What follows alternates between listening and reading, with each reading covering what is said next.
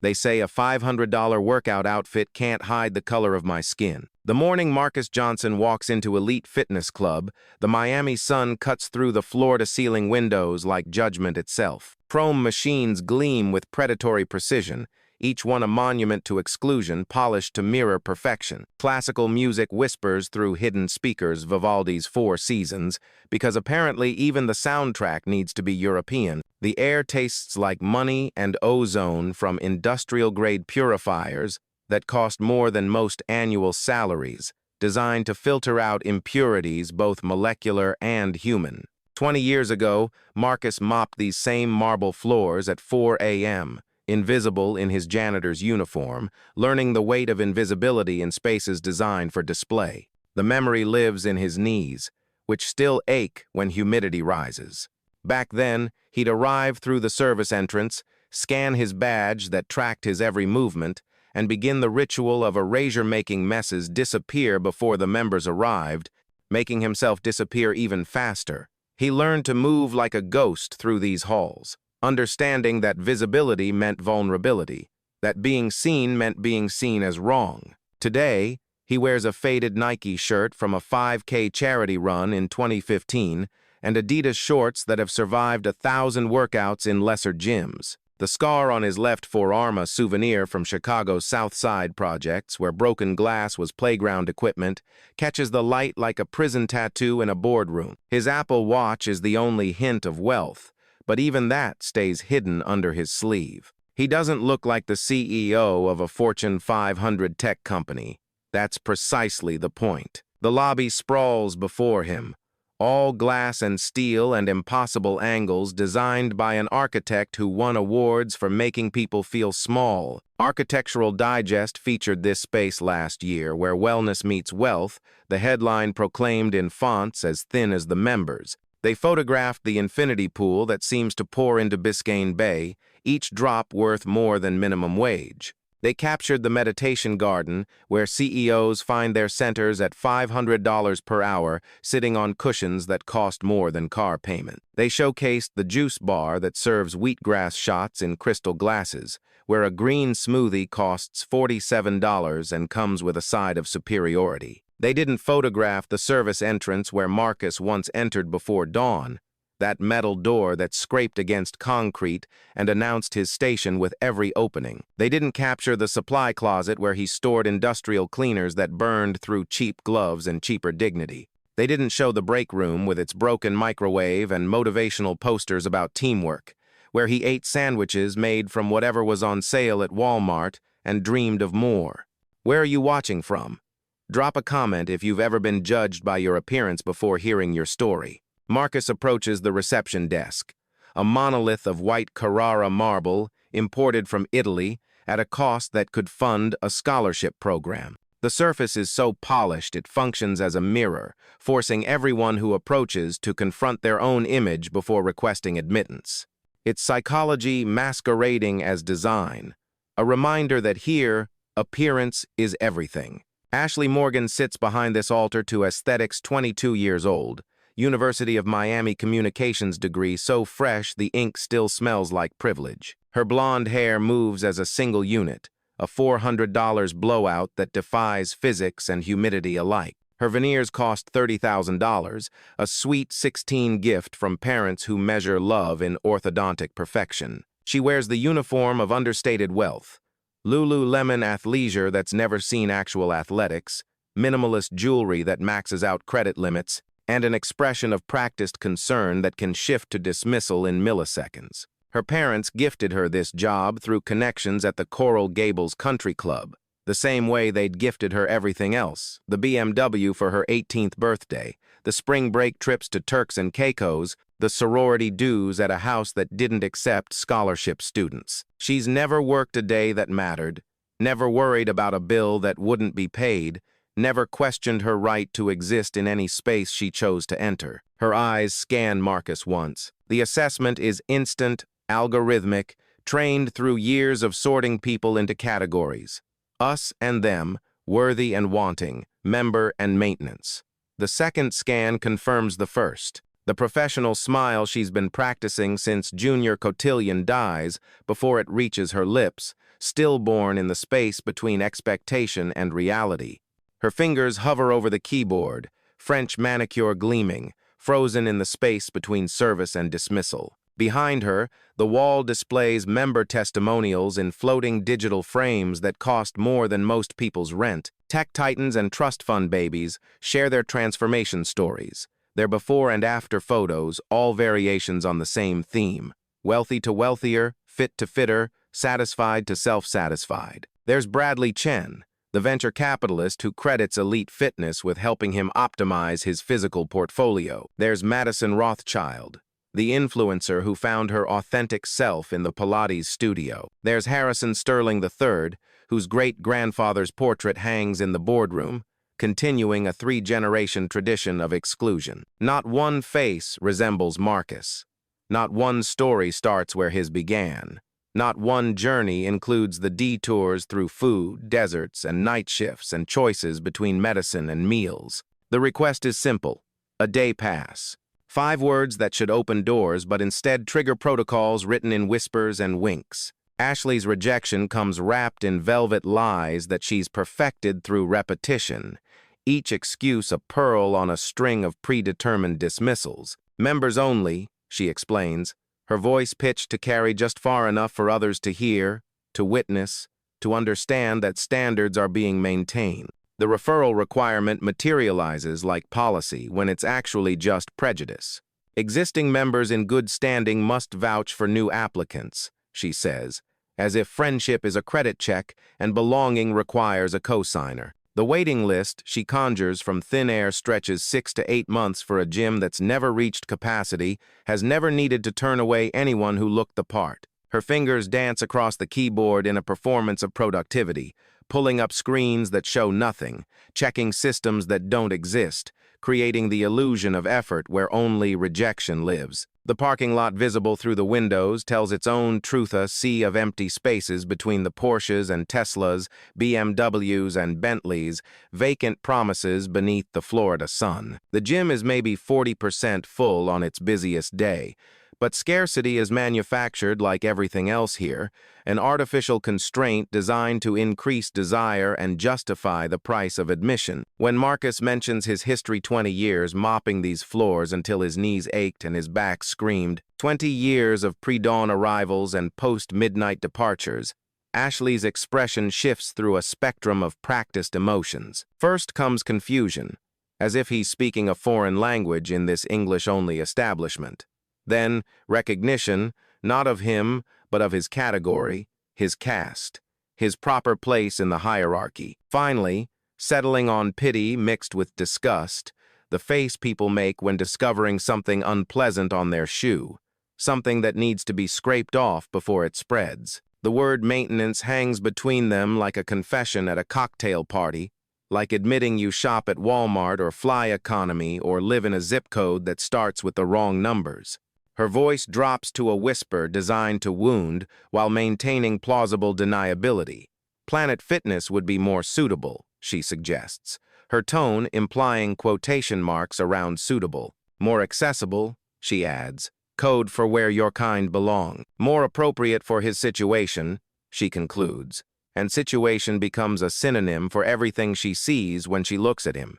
His skin, his clothes, his audacity to exist in her eyeline. The words are carefully chosen from a script written by liability lawyers and practiced in diversity training sessions that teach form over substance. Each phrase is a scalpel designed to cut without leaving actionable evidence, to discriminate without documentation, to exclude while maintaining the fiction of inclusion. The casual cruelty of it, the practiced ease with which she diminishes him, speaks to years of similar dismissals. How many others has she turned away with that same sympathetic smile?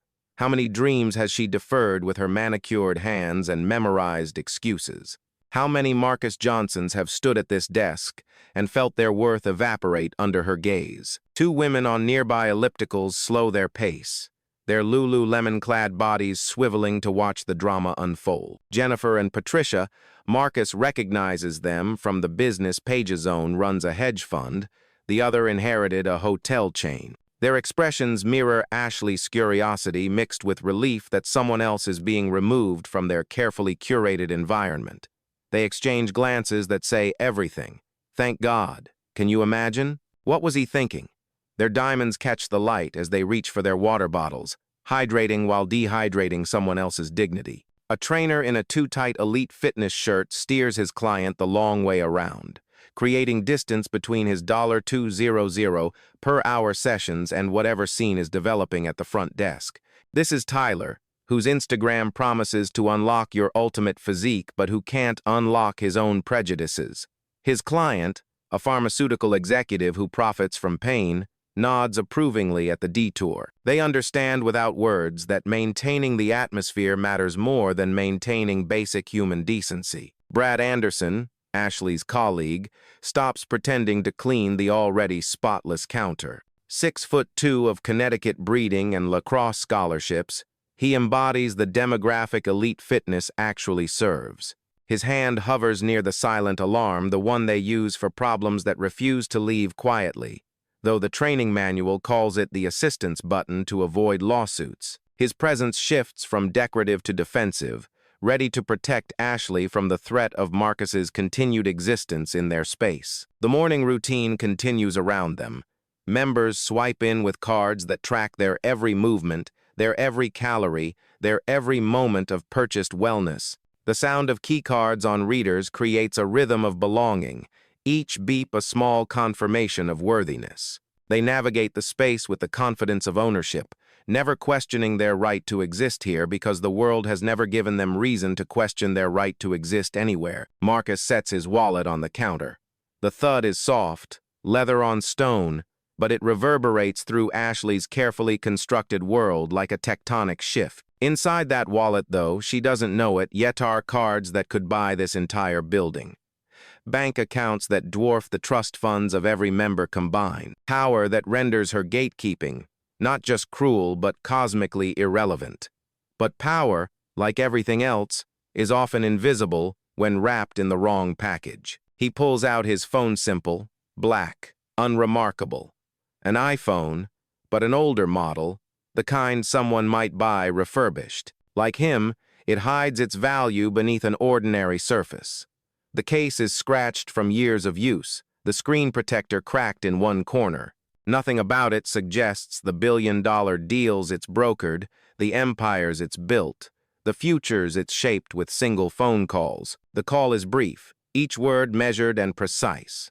Sarah Chen, his CFO, answers on the first ring because when Marcus calls, the universe reorganizes its priorities. Sarah, who graduated from Wharton the same year Marcus was mopping these floors, who turned down offers from Goldman and McKinsey to bet on a janitor with a vision. Sarah, who's helped him build an empire from an idea sketched on the back of a cleaning supply order form. The Miami location, he says, and Sarah knows immediately which acquisition he means. They've been circling Elite Fitness Holdings for months, watching their stock price dip as younger, more inclusive competitors eat their market share. 57 minutes until close?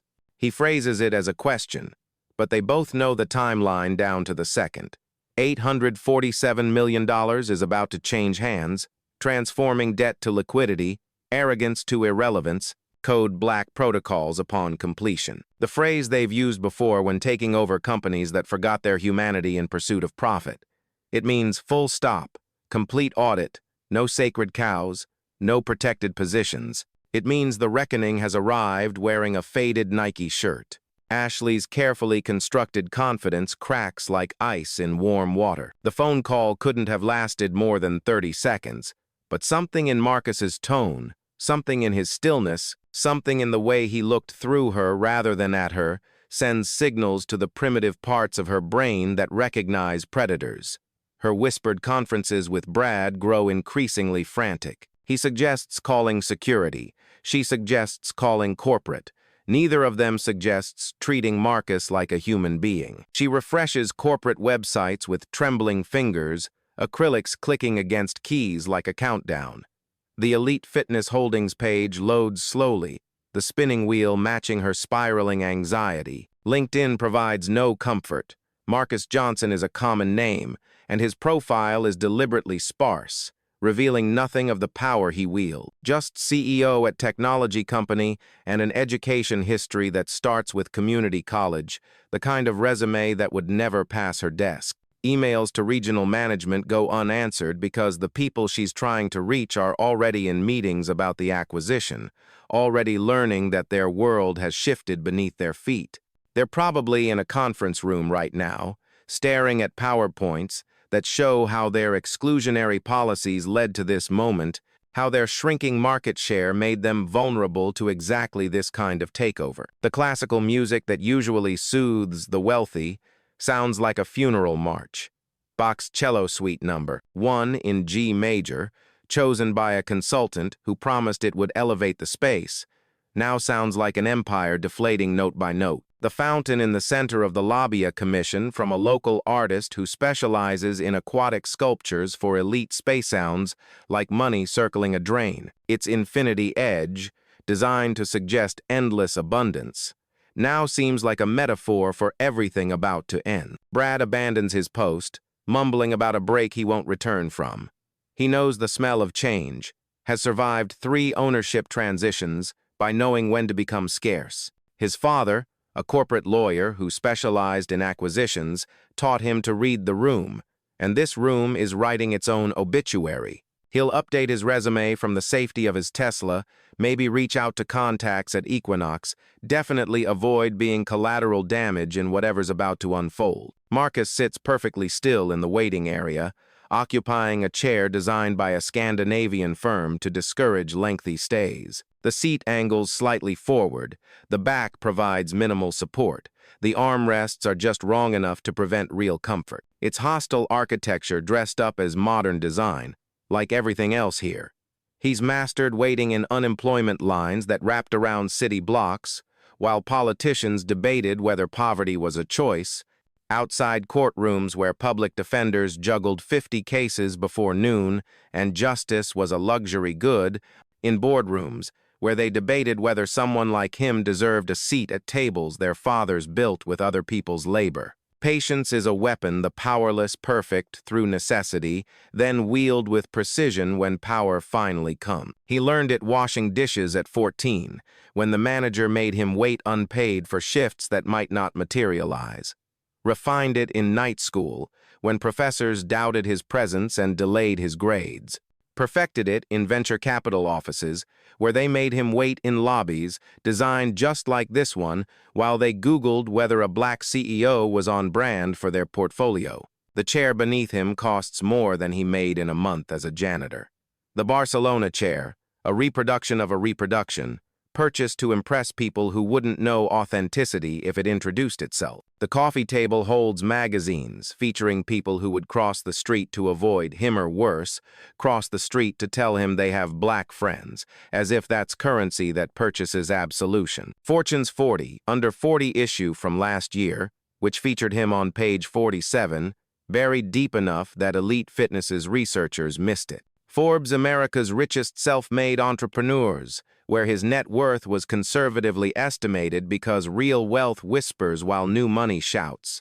Architectural Digest's feature on homes that give back, showcasing one of his 7 properties, though they focused on the architecture rather than the after-school programs it funds. Rob Report's Luxury Guide, advertising watches that cost more than college educations and cars that burn money as efficiently as gasoline. Each magazine is a testament to a world that measures worth in zeros and sees him as one. The irony isn't lost on him. He probably has more zeros than everyone in this building combined. But they're invisible beneath his skin, negated by narratives written before he was born. He remembers washing these windows at dawn, watching the sunrise paint the ocean gold while his reflection stayed dark against the glass. 4 a.m. starts to beat the members, to be invisible by the time visibility mattered. The Windex fumes that made his head swim. The way his reflection fragmented in the glass, pieces of himself scattered across surfaces he cleaned but could never afford to see from the other side. He remembers emptying trash cans full of barely touched protein shakes that cost more than his hourly wage. $40 bottles of structured water and adaptogenic elixirs discarded after single sips, the waste of wealth. the carelessness of abundance, the way rich people threw away what poor people couldn't afford to want. He'd fish out the bottles for recycling, not for the environment, but for the extra dollars that meant difference between ramen and real food. He remembers the member who complained that the cleaning staff was too visible during business hours, leading to a policy change that pushed maintenance to the margins, to the hours when the wealthy slept. Mrs. Wellington Hayes, whose grandfather's money came from textiles and whose conscience came from nowhere at all. She's probably still a member, still complaining, still pushing the wrong people to the margins of their own lives. Now he sits in their temple, counting down to ownership. 43 minutes. 42. Each second brings him closer to correcting 20 years of accumulated injustice, not just for himself, but for every person who's been deemed insufficient by Ashley's algorithms of acceptance. Time moves differently when you're watching someone's world end. Each notification on Elite Fitness's internal system drains more color from Ashley's face. The computer screen reflects her deteriorating composure mascara beginning to smudge. Despite its promises of 12-hour wear, lipstick bitten away, revealing the real color of her panic, the careful construction of her morning routine crumbling under the weight of consequence. She checks her phone obsessively, scrolling through group chats where her sorority sisters share brunch photos and complaints about their cushy jobs. None of them understand what's happening. None of them have ever had their world inverted in real time. Her mother texts about dinner at the club tonight, the same club where connections got Ashley hired, the same club that will whisper about her firing over martinis and judgment. Regional management calls go unanswered because Ashley knows what they'll say. The rumors have been circulating for weeks. A buyer interested in the entire chain, someone with deep pockets and a mysterious agenda. She'd laughed about it with Brad over oat milk lattes, joking that at least their jobs were safe because rich people would always need somewhere to exercise away from the masses. The joke tastes like ash in her mouth now, bitter with the realization that she was always the punchline. The irony compounds itself. She spent so much energy keeping the wrong people out that she never noticed the right one walking in. 37 minutes remain. The morning crowd peaks doctors finishing workouts before surgery, timing their sets between patient consultations. Lawyers billing these hours to their firms as client development, writing off $1,000 memberships as business expenses. Trust fund babies documenting their wellness journeys for Instagram, hashtagging number blessed life, while ignoring the humans they've cursed with their presence. None of them notice the revolution brewing in their midst. None of them recognize the man sitting quietly as anything more than an anomaly to be corrected, a glitch in their matrix of comfort. They've been trained their whole lives not to see certain people, and Marcus has perfected the art of being overlooked until the moment oversight becomes overthrow. Marcus watches them with the detached interest of an anthropologist studying a dying culture. He sees the subtle hierarchies who defers to whom, which machines command respect, whose presence parts crowds and whose invites whispers. The pecking order of privilege, as complex and rigid as any caste system, the cardio bunnies who own the treadmills from 6-8 a.m., the weight room bros who've marked their territory with protein powder and testosterone, the yoga devotees who've monetized meditation and privatized peace. He mapped these same dynamics 20 years ago, invisible in his uniform, learning the language of exclusion from the inside out. He knows which members tip at Christmas and which ones don't acknowledge staff at all. He knows who leaves messes as power plays and who treats equipment like rental cars, someone else's problem the moment they're done. He knows because he cleaned up after them, scrubbed their contempt from mirrors, mopped their entitlement from floors. Knowledge is power, but only when paired with opportunity. Today, opportunity wears a faded Nike shirt and carries $800 million in its back pocket. 26 minutes. The timer on his phone counts down silent. In conference rooms across the city, lawyers finalize documents that will transfer ownership of 63 fitness centers, 14,000 employees, and one Ashley Morgan's entire worldview. Due diligence completed months ago revealed what Marcus always suspected: Elite Fitness built its brand on exclusion, and exclusion is a shrinking market. Their membership peaked in 2018 and has declined 7% annually as younger consumers choose brands that reflect their values, not their prejudices. The acquisition makes financial sense, but that's not why Marcus pursued it. Money is just the mechanism. The real value lies in transformation, in taking spaces designed to exclude and architecting inclusion, in making Ashley's whispered cruelties corporate policy violations, in ensuring the next Marcus Johnson doesn't have to wait 20 years for justice. Ashley's computer pings with an urgent message. All staff meeting in 15 minutes, mandatory attendance, no exceptions. Her hands shake as she forwards it to Brad's empty desk. The subject line, ownership transition. Effective, immediately might as well be her professional obituary. She looks at Marcus, still sitting perfectly still, and understands with crystalline clarity that she's been playing checkers while he's been playing chess, and the game ended before she knew it started. 12 minutes. The lobby fills with the curious and the concerned. Word spreads through the building like wildfire in drought conditions. Members pause their workouts to check phones. Trainers huddle in corners, whispering about job security. The juice bar, staff, all actors and models between auditions wonder if new ownership means better benefits, or any benefits at all. Marcus remains motionless, a fixed point in the swirling chaos. He's weathered worse storms than this. Survived Chicago winters with no heat and Miami summers with no air. Endured the violence of poverty and the violence of prejudice, understanding they're often the same thing wearing different uniform. This moment watching entitlement evaporate in real time is not revenge, it's balance.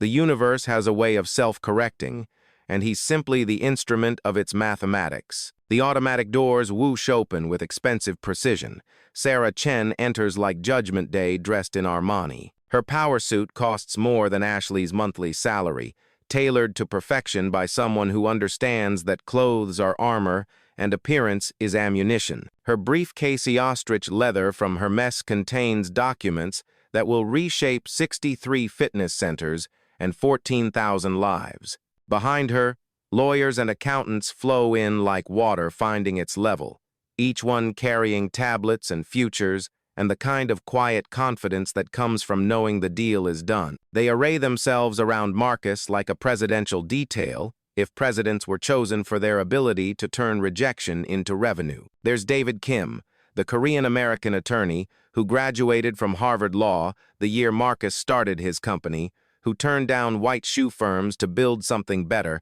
There's Maria Santos, the accountant who found $17 million in tax savings that funded the acquisition, whose parents clean offices like the ones she now audits. There's James Thompson, the former NFL player turned business strategist who understands that real strength isn't about muscle but about moving mountains with mathematics. Each of them has a story about being told they don't belong. Each of them now helps decide who does. Sarah's voice cuts through the lobby's ambient anxiety like a scalpel through society's lies. Mr. Johnson, the acquisition is complete. $847 million has been transferred. As of she checks her Patek Philippe, a gift from Marcus after their first $100 million deal, 9 to 4, 7 a.m. Eastern Street Andard time. You are the sole owner of Elite Fitness Holdings, its subsidiaries, assets, and liabilities. The announcement lands like an asteroid in the lobby's ecosystem. Conversations stop mid-sentence. Workouts pause mid-rep. The very air seems to crystallize around the impossibility of what they're hearing. The black man in the faded Nike shirt, the one Ashley dismissed like spoiled milk, owns everything they can see and much they can't. The phone in Ashley's hand hits the floor. The screen cracks against marble that seemed so permanent moments ago, spider webbing like her assumptions about how the world works. The sound echoes in the sudden silence, a period at the end of her professional sentence. Now the gym stops. Treadmills, slow as runners lose their rhythm, million-dollar legs stumbling over billion-dollar news. Weights rest on racks as lifters forget their counts, muscles confused by the heavier weight of social recalibration. Everyone turns toward the desk where corporate power transfers in real time, where Ashley sits frozen like Lot's wife, turned to salt by looking back at a world that no longer exists. Marcus stands with the deliberate precision of someone who's practiced this moment in 1,000 sleepless nights. He straightens his faded Nike shirt, the one from a charity run that raised money for kids who look like he used to. Each step toward the desk is measured, unhurried, weighted with the patience of someone who's already won and knows that victory is best savored slowly. Ashley's mouth opens. No sound emerges. The careful elocution lessons her parents paid for to ensure she spoke properly in professional setting shave abandoned her. The morning light streams through windows he once cleaned, but everything it touches looks different now. The marble seems less white, its purity revealed as projection. The chrome less bright, its shine dependent on who's looking. The space less certain of its superiority, its foundations shaking with each of Marcus's footsteps. She finds her voice in fragments, words tumbling like a fortune being frittered away. I didn't. I couldn't have. If I had known, that's exactly the problem.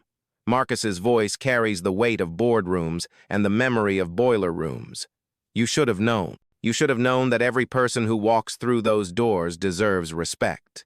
You should have known that worth isn't worn, it's carried. You should have known because it's your job to know, because basic human decency shouldn't require a credit check. Behind him, Sarah opens her tablet. The termination paperwork is already prepared, Ashley's name pre-filled in forms that will end her employment and begin her education in how the other half lives. The severance package is generous, Marcus insisted on that. He's not interested in cruelty, only in correction. 2 weeks' pay, continuation of benefits, even a recommendation letter if she requests one. More than she offered him in common courtesy, less than she needs to maintain her lifestyle. Mr. Johnson, please.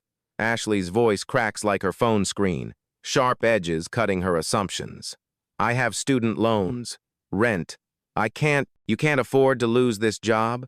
Marcus lets the parallel hang in the air like a teaching moment. Interesting. That's exactly what you assumed about me, that I couldn't afford to belong here, that financial precarity was visible in my clothes, audible in my voice, written on my skin. You looked at me and saw someone desperate, someone you could dismiss without consequence, someone whose dignity was a luxury you didn't need to afford. The woman who's been recording on her phone moves closer, understanding she's capturing history. Every word, every expression, every power shift will be dissected by millions who've stood where Marcus stood, felt what he felt, been diminished by Ashley's in 10,000 variations. The video will spread like wildfire through social media, tagged with number justice served and number karma is real and number black excellence. It will inspire think pieces and hot takes, memes and movements, but right now, it's just truth being documented in real time. Marcus addresses the growing crowd. His voice carries without rising, authority earned through adversity rather than inheritance. Elite Fitness Holdings is closed effective immediately. All locations, all staff. 1 week of comprehensive retraining. Murmurs ripple through the lobby like waves disturbing a stagnant pond. 1 week, all locations. The cardio bunnies calculate missed workouts. The weight room bros panic about lost gains.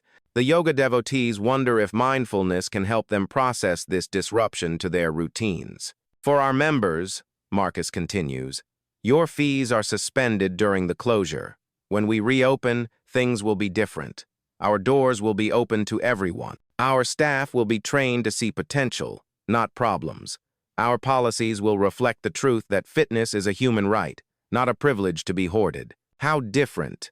The question comes from one of the women on the ellipticals, Patricia Pemberton of the Hotel Fortune. Her tone suggests negotiation, as if inclusion is something to be bargained down to acceptable levels. Marcus looks at her, through her, past her to a future she can't imagine. Different enough that the next person who walks through those doors will be judged by their commitment, not their credit score. Different enough that single mothers can afford memberships and their children are welcome in our spaces. Different enough that when someone says they used to work here, it's met with respect, not rejection. Different enough to matter. He turns back to Ashley, who's shrinking into herself like a deflating balloon, all the hot air of superiority escaping through the puncture of reality.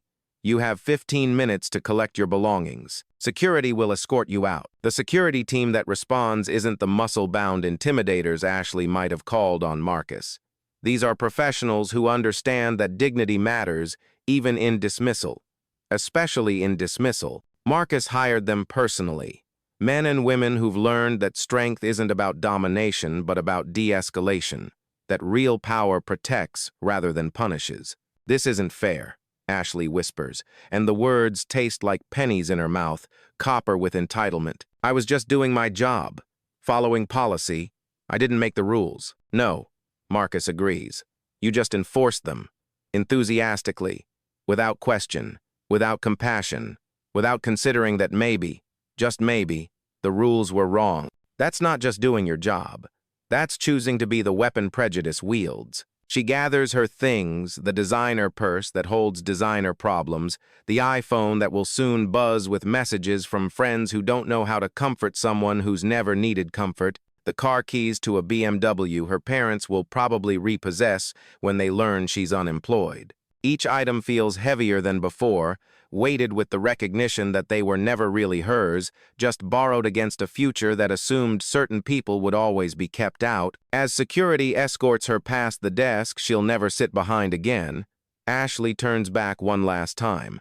Her carefully constructed world has collapsed in less than an hour. The morning that began with her wielding power over who belonged ends with her learning she never belonged at all. She was merely borrowed, a temporary guardian of someone else's prejudice, useful only as long as she was useful. "For what it's worth," she says, and the words surprise them both, "I'm sorry." Marcus nods. Acknowledgement, not absolution. Some educations are more expensive than others, and she's just enrolled in a crash course in consequence. Her tuition is paid in pride, her textbooks written in humiliation, her graduation uncertain. But at least she's learning. That's more than her predecessors managed. The doors close behind her with a soft whisper, pneumatic hinges ensuring even rejection is smooth in places like this. Through the windows, they watch her walk to her car, each step smaller than the last, a person discovering how much space privilege takes up only when it's gone. Marcus surveys his lobby, his gym, his chance to fix what's broken. The marble floors need new reflections. The walls need new stories. The air needs new dreams to purify. But first, the old guard needs to understand that their guardianship is over. "Sarah, I want all senior management here within the hour, every regional director, every VP, every decision-maker who's been making the wrong decisions. Time for them to meet the new boss." Sarah's fingers fly across her tablet, summoning the soon-to-be former power structure of Elite Fitness Holdings. They're asking about the agenda for the meeting. "Simple," Marcus says. "They're going to learn what I learned 20 years ago, that there are two kinds of people in this world, those who open doors and those who close them. They've been closing doors for so long they've forgotten doors swing both ways. Time for a reminder." The next hour unfolds like a time lapse of institutional anxiety. Executives arrive in waves, their luxury cars filling the parking lot like a funeral procession for the old way of doing business. They enter through doors they've never questioned their right to use, past the desk where Ashley no longer sits, into a lobby that feels different, though they can't quite articulate why. Marcus greets each one personally, not with malice, but with the kind of attention that makes comfortable people uncomfortable. He remembers some of them from 20 years ago, older now, grayer, but still wearing the same expressions of unexamined superiority. They don't recognize him, of course. Janitors are invisible by design, and they've never updated their vision to see what they were trained to overlook. By 11 a.m., the main conference room holds 47 people worth a collective $2 billion and 0 cents. They shift in ergonomic chairs, checking phones that deliver bad news in real time as markets react to the acquisition. Elite Fitness Holdings stock jumps 12% on news of the sale, investors betting that Marcus Johnson knows something they don't. They're right, but not in the way they think. He knows the market is shifting, that exclusion is a dying business model, that the future belongs to those who expand circles rather than close them. Marcus enters last, still wearing his faded Nike shirt like armor against their Armani. He takes his place at the head of the table his table know, and lets the silence stretch until it snaps. "Good morning. I'm Marcus Johnson. 20 years ago, I cleaned your bathrooms. Today, I own them. Questions?" The silence deepens, becomes geological. These are people who've spent careers speaking first and loudest, but faced with the inversion of their worldview, they discover discretion. No? Then let me tell you what happens next. Every policy that treats people as problems rather than potential, gone. Every practice that prioritizes pedigree over perseverance, history. Every person who can't adjust to a world where worth isn't determined by wealth, former employee. He stands, moves to the window overlooking the gym floor. See that equipment down there? Those machines don't care about your net worth. That iron doesn't discriminate. Gravity treats everyone equally. It's time our policies matched our physics. A hand raises tentatively. Regional Director Bartholomew Preston III, whose Roman numerals tell you everything about his qualifications. Mr. Johnson, surely you understand our members have certain expectations, standards they've come to rely on. If we just open the doors to anyone, to everyone, Marcus corrects. And yes, some members will leave. Let them. For every country club refugee who can't handle diversity, there are 100 people who've been waiting for a place that welcomes them. The math isn't complicated. Exclusion is a luxury we can no longer afford. Another hand, VP of Marketing, Cynthia Walsh, who spent 15 years selling superiority. What about our brand, our reputation? We'll improve, Marcus says simply. Your brand is stale. Your reputation is discriminatory. Your market share is shrinking because you're marketing to a demographic that's literally dying out. I'm not destroying your brand. I'm saving it from itself. The meeting continues for 3 hours. Marcus outlines his vision with the patience of someone who's had 20 years to perfect it. Sliding scale memberships to ensure access across economic brackets. Daycare services to support working parents. Community classes in multiple languages. Hiring initiatives focused on potential rather than pedigree, financial literacy workshops in the conference rooms, youth programs using the facilities during off hours. With each announcement, he watches them recalculate their resistance. Some lean forward, intrigued despite themselves. Others lean back, already composing resignation letters in their heads. A few the smart honest-take notes, understanding that adaptation beats extinction every time. You have 1 week, Marcus concludes. 1 week to decide if you can be part of the solution instead of the problem. 1 week to unlearn what you think you know about who deserves dignity. 1 week to prove you're worth keeping. Use it wisely. They file out slowly, a receiving line for their own funeral. Some shake his hand, testing the temperature of their new reality. Others avoid eye contact, already ghosts of the past he's burying. Sarah distributes packets, new policies, new training requirements, new ways of seeing the world. Heavy reading for people who've grown comfortable with lightweight assumptions. As the last executive leaves, Marcus returns to the lobby. The afternoon shift would normally be arriving the leisure class who treat Tuesday like Saturday because every day is a weekend when you don't work. But today, the building empties. Staff collects personal items. Members receive texts about the temporary closure. The machinery of exclusion grinds to a halt. Carlos Martinez arrives at 2 p.m., right on time. Marcus interviewed him personally last week, part of the transition team assembled before the acquisition. 35, built like the boxer he used to be, carrying himself with the careful dignity of someone who's been denied it too often. His record shows 5 years at Ryford for assault, the kind of charge that can mean anything from self-defense to wrong place, wrong time, wrong color. The details matter less than the debt he's paid and the future he's building. Mr. Johnson. Carlos extends a hand that tells its own story-scarred knuckles, calloused palms, strength tempered by hard-earned control. Ready to work. Good. You'll be training the front desk staff when we reopen, teaching them to see what Ashley couldn't. Think you're up for it? Carlos smiles, and it transforms his face from mugshot to marketing material. I've been training for this my whole life. Every time someone looked through me, past me, around me, I was learning what not to do. Yeah, I'm ready. They spend the afternoon planning. Carlos has ideas, good ones, born from experience Ashley couldn't imagine. A buddy system pairing new members with veterans. Spanish language orientations for the neighborhood's growing Latino population. Evening hours for people who work multiple jobs. Payment plans that understand paychecks come twice a month, not in trust fund installments. What about the members who complain? Marcus asks. Testing. We listen, Carlos says simply. We hear them out. We validate their feelings. Then we remind them that their comfort can't come at the cost of someone else's dignity. Most people can learn. The ones who can't? He shrugs. Plenty of other gyms in Miami. By evening, the building is empty except for Marcus and the ghosts of his former life.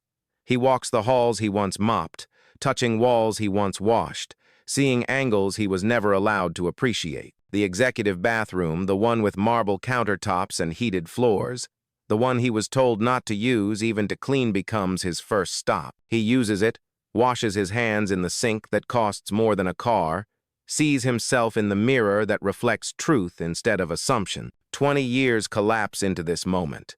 Every indignity, every invisibility, every dream deferred leads to this reckoning. He's not just buying a business. He's buying back every moment of humanity they stole. With interest, his phone buzzes. Sarah, with numbers that make him smile. 3,000 membership inquiries since the news broke. Former members wanting to return. New applications from people who felt unwelcome before. The community responding to the radical notion that they're part of it. The numbers look good, Sarah says. Projections show we'll be profitable within 6 months. We're already profitable, Marcus corrects.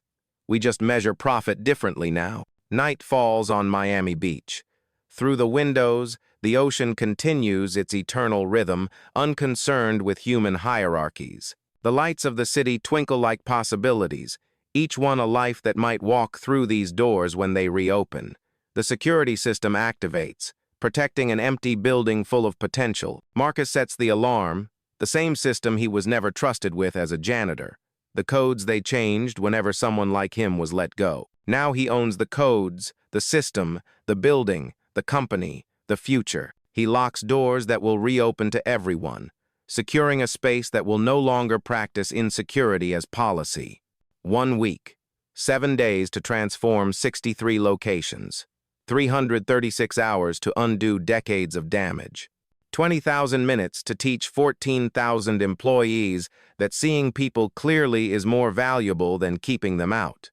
It seems impossible, but Marcus has made a career of the impossible. Started a company with $300 and a library card, built an empire on the foundation of being underestimated, turned rejection into fuel and exclusion into motivation. The work begins tomorrow.